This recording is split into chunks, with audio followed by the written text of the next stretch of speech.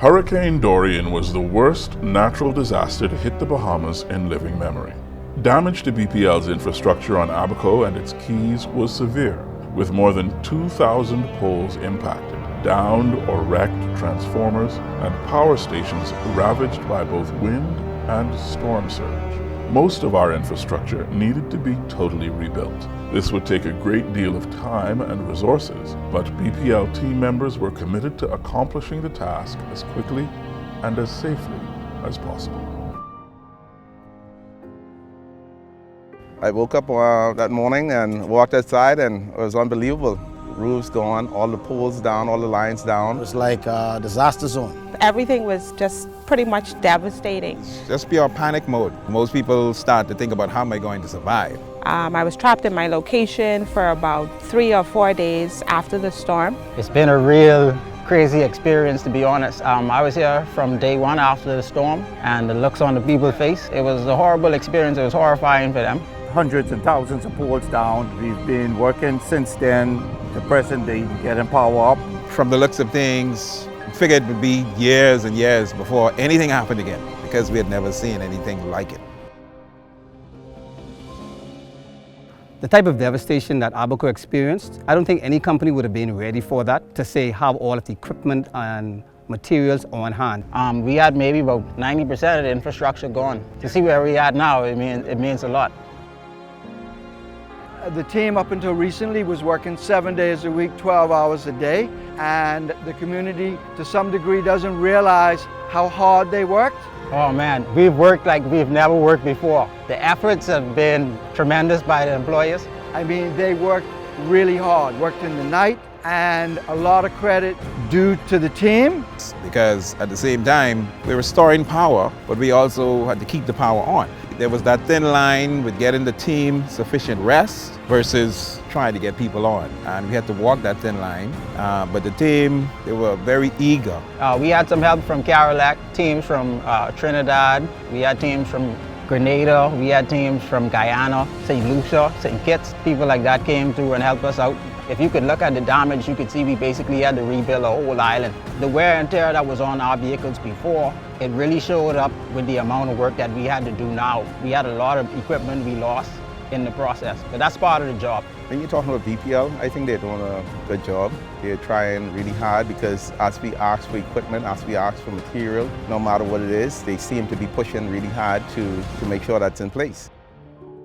This storm is terrible, but it gives us the opportunity to hit the reset button and to put things in place that should have been there. With the work being done, I mean, there's a lot of upgrades. We should be a lot more secure in outages and having constant power. That should help in the reconstruction, the confidence of the community, the tourism sector. All of those people coming back should give a lot of confidence. It's good to see some life back home. You know, people are doing their best to try and get things back in order the best they can. We can see some normalcy returning back to Abaco. That's something good that actually came out of the storm. But there's still a lot of infrastructure that needs to be added, the protection throughout the system. Those things haven't happened yet, so we really want the public to be patient with us because we are rebuilding the physical infrastructure, but we hope to really be top-notch with protection, with automated systems that will cause us to be more efficient. So for sure, what is happening with BPL is that we are strengthening the system. It's going to be stronger than it was. Because we are putting what we need in place and not what was in place back.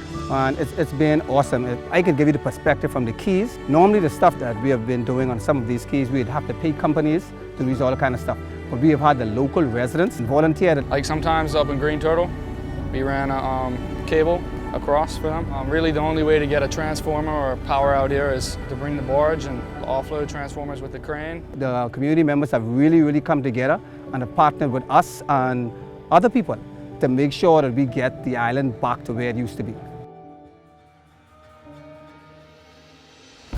When we doing, say, line work, cutting on people power, we get a lot of interaction with the customers. Sometimes they be there and watch us work, and they're very grateful to have us there. And so they thank us a lot, and it's a great feeling to see the smiles on their faces after we're done and they have finally a power. Just interacting with people and seeing how people have come together, it was a great experience from that aspect. We don't feel like we've accomplished anything until we see that switch turn on and we see person slide on. We light up your life. There's a sense of satisfaction when you see someone turn on their lights, especially after so long a time. And that's what drives the crew for the most part and kept us going because they were running generators for more than a year, and to see them coming on and their lights coming on, they were really, really, really happy. They show it every day. First, I want to thank them, for all their hard work. I see them on the road every day. This isn't something that a small country like ours could have been prepared for one way or the other. So I am very proud of the guys and what they're doing, the work that they're doing. We can sometimes get a little testy, because we want it now, but we understand that it takes time. But when those customers come on and the joy that you see on their faces, you can't pay for that.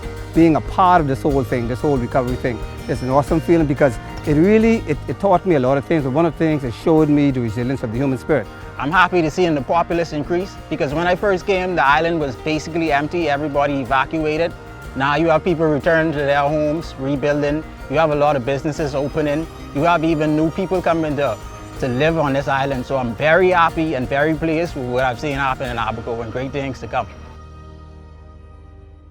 This is one of the best company in the Caribbean, and we got some of the best linemen, some of the best craft people in the Bahamas and truly through the world. I am really happy to be an employee of BPL. It makes me feel good knowing that I'm a part of what's going on. BPL has been making good strides here. We're to the point now where we have, I want to say, 90% of areas electrified. I see a great comeback for Abaco. I'm very proud of the work I've seen done here. I went through every emotion, being here and dealing with this, waking up and seeing the devastation. It was depressing, but we managed to work through it. The teams will work because that's what they do. But as managers, we have to make sure, and then BPL has to make sure that as hard as they're working and they want to continue to work, what was implemented was a 4-day break, to allow them to really recuperate and, maybe short visits with the family. Those break periods were important because while the workers are willing to keep going, the company realized that, the human resources are very important. Shout out to our management staff, Mr. AC, our CEO, Mr. Ian Pratt, our COO. We'd like to thank them for the support that they've been giving us through the past year and a half, and we really appreciate it.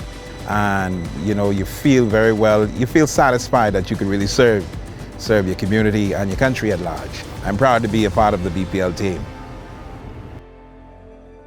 On September 8, 2019, a BPL team member restored power to Moores Island. This was the first power restored after the storm. From then to May 10, 2021, when we reported all of mainland Abaco being powered from Wilson City, and we pivoted to restoring the Keys and hardening the T&D grid, we have worked tirelessly and assiduously. And we are proud to say that 2 years after Dorian ransacked the island, BPL power is available to anyone on mainland Abaco or on the Keys who wants power and has the requisite approvals from the Ministry of Works. We thank our staff from New Providence and the Family Islands who have joined together to make this day a reality. We thank our Caribbean partners who assisted through Carolac and the dozens of outside contractors who came on board. We thank the government of the Bahamas, who partnered with us to ensure that we were able to continue our task even while the country wrestled with a global health pandemic. But we still have more to do. In addition to completing the reconstruction and hardening of our infrastructure, we've identified sites in Abaco for solar microgrids to ensure continuity of power at critical locations, air and seaports, public health institutions and government offices, and critical utilities. We want to thank the people of Abaco for their patience and perseverance.